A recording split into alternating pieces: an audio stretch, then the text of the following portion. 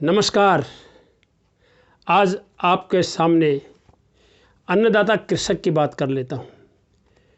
मैंने 2000 में, आज से 22 वर्ष पहले, स्मृति लहर में अन्नदाता कृषक पर एक कविता लिखी, जिसे डीएवी संगठन ने अपने बच्चों को पढ़ाने के लिए अपनी किताब ज्ञान सागर में कक्षा 7 में बच्चों को पढ़ाना शुरू किया। आजकल वो बच्चों को कक्षा 7 में पढ़ाई जाती है। आज मैं वो कविता आपके सामने प्रस्तुत करना चाहता हूँ किसान के बारे में। जैसा कि आप जानते हैं, मैं प्रतिदिन कभी एक कुमाऊनी या दूसरे दिन एक हिंदी की कविता लेकर के आपके सामने आता हूँ। मेरे मुद्दे हमेशा सामाजिक होते हैं। मैं जन जागृति का मेरा एक अभियान चला है कि चाहे कितने भी लोग मेरी बात को समझें, वो समझे। तो अगर किसान की हम बात करें, यदि हमारे पास कितना धन दौलत, सोना चांदी, हीरे जवाहरात, चांदी की चम्मच सोने की थाली हो, अगर अन्न का दाना न हो, चावल न हो, गेहूं न हो, तो क्या हमारा जीवन अस्तित्व बच सकता है? हमारी ज़िंदगी बच नहीं सकती।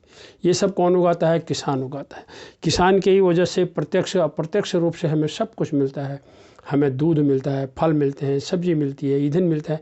जितना भी जीवन, हवा और पानी के अलावा जो भी हमें प्राप्ति हो रही है, सब किसान के ही बदौलत हो रही है। तो इसके बावजूद हमारे देश में किसानों की हालत अभी भी ठीक नहीं है। तो वो मैं आपको बताऊं तो एनसीआरबी की अगर रिपोर्ट मैंने एक जगह से ली है, 2014 से 2021 तक हमारे देश में 53,800 से अधिक किसानों ने आत्महत्या की है, जो प्रतिदिन 21 किसानों की आत्महत्या है। आत्महत्या करना बहुत बुरी चीज़ है, बहुत दुख होता है। आत्महत्या नहीं करनी चाहिए, किसी भी हालत में नहीं करनी चाहिए, लेकिन किसान किसी न कारण से, महाजनों के परिवार से, आपदा के आने से, फसल की बर्बादी से, फसल की समय पर बिक्री नहीं होने से, इन कारणों से वो त्रस्त हो जाता है और बहुत ही अवांछित कदम उठाता है, जो बहुत दुखद है। आइए मैं आपके सामने कविता प्रस्तुत करता हूँ। पौ फटते ही जो मचाई बिहग डाल पर शोर, और शीतल मंद बयार जगाती चल उठ हो गई भोर। कांधे रख हल चल पड़ा वह वृषभ सखा संग ले अपने, और जा पहुँचा निज कर्म क्षेत्र में प्रात लालिमा से पहले।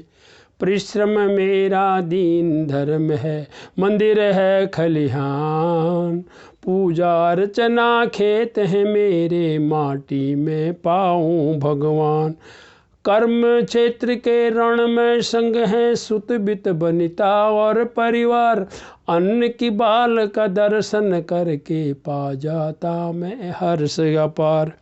मानवता का तू है मसीहा, सबकी भूख मिटाता है, अवतारी तू इस मही पर, परमेश्वर अन्नदाता है।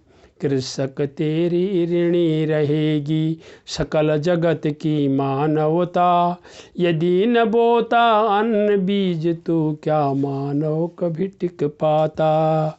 जीवन अपना मिटा के देता है तू जीवन औरों को, और सुर संत सन्यासी गुरु सम है आराध्य तो इस जग को।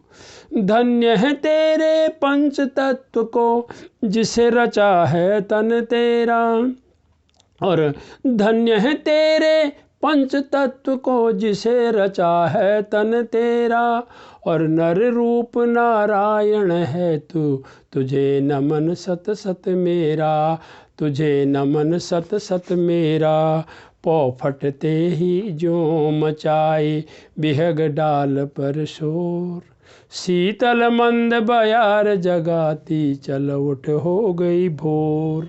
किसान की भोर होती है, जिसको हम ब्रह्म मुहूर्त भी कहते हैं, उस समय वो चल पड़ता है अपने किसान खेत में। अतः मेरा इस कविता के माध्यम से हमारे बच्चों को कम से कम ये पता चलता है, नर रूप नारायण है तो तुझे नमन सत सत मेरा। मैंने अपनी कविता को इस तरह से समाप्त किया है। और धन्य है तेरे पंच तत्व को, क्षिति जल पावक गगन समीरा, इन 5 तत्वों से मनुष्य का शरीर बना होता है। मैंने उस पंच तत्व को भी मैं नमन करना चाहता हूँ। किसान कभी हड़ताल नहीं कर सकता, किसान कभी घड़ी नहीं देखता, देर हो गई नहीं कहता। रात दिन 24 घंटे, आठों पहर, जाड़ा गर्मी बरसात, किसी भी मौसम में वो खेत और खलिहान में रहता है। तब हमारे लिए अन्न फसल, साग, सब्जी और पशु और दूध और वस्त्र सब कुछ उगाता है। हमें किसान के प्रति बहुत ही विनम्र भाव रखना चाहिए और हमारी सरकारों को भी किसान के प्रति ये विचार रखना चाहिए कि उसकी जो तकलीफ़ें हैं उन्हें दूर किया जाना चाहिए। यही कविता का मेरा मूल अर्थ है। इन्हीं शब्दों के साथ जय जवान जय किसान। धन्यवाद, नमस्कार।